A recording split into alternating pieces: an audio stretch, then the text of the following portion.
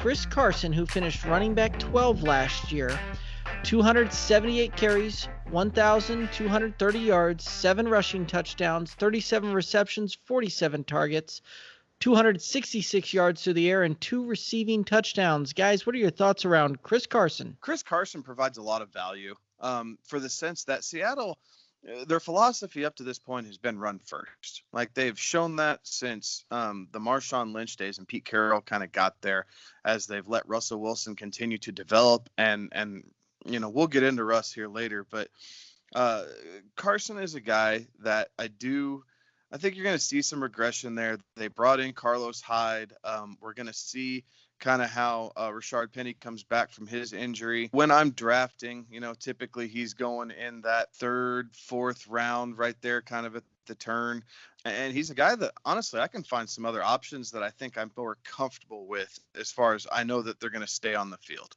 I know that Melvin Gordon is going to stay on the field and he's not going to fumble his chance away from Pete Carroll. I know that David Johnson is the only guy in Houston. And so that's where I kind of struggle with Chris Carson is if he's right, then he's absolutely kind of that fringe RB1 type player that he was last year. He produces the numbers, the volume's there within the offense, but he has ball security issues. He's not the greatest receiver out of the backfield, so you're very volume dependent on what he's getting out of the run game. The Seattle line has been up and down lately, right? Like some weeks they're pretty damn good, and other weeks they're just terrible. Like they can't seem to solidify the offensive line.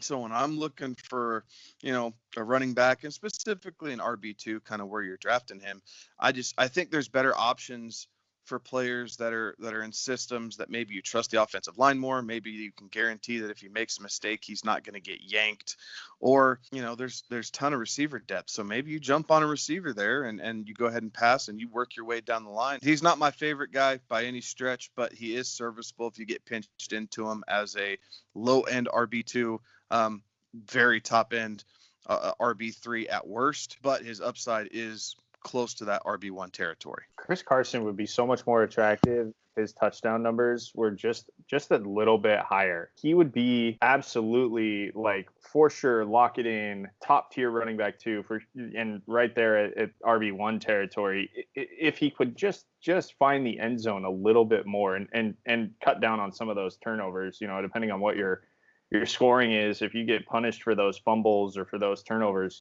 that will start to weigh on you. So the yards he put up last year were good. His attempts were there. Probably expect to see something similar to that again this year. But if he could just find the end zone a little bit more, he would be so much more attractive as a fantasy option. But I think I'm fading Chris Carson, and I have faded Chris Carson just because I'm not sure what I'm going to get out of him consistently on a week-to-week basis. And again, those touchdowns, they weigh so heavily. It would just be nice if he could find the end zone a little bit more. I just don't trust him to get those extra touchdown points. And he would be so much more attractive of a running back if he could get those touchdown points. When it's all said and done, I honestly think I'd probably take Chris Carson, then Montgomery, then Singletary when it breaks down for me. Reason being is that in Chicago, I think that the Bears are going to try and lean on that defense to keep them in games. But if they're going up against some of these high-powered offenses, they get behind a little bit, and it's now they've got to try and, pass the ball to play catch-up a little bit. That kind of takes David Montgomery out of that mix a little bit because Tariq Cohen's going to get the majority of the work and get the majority of the play in those types of situations. Chris Carson is going to be the primary back on a run-first team, just like we're talking about garbage time for quarterbacks and wide receivers. Well, the reverse holds true when you're talking about a team playing with the lead. They like to feed the ball to a running back, let him go, and I think that's where you can see Chris Carson kind of take the lead on those three.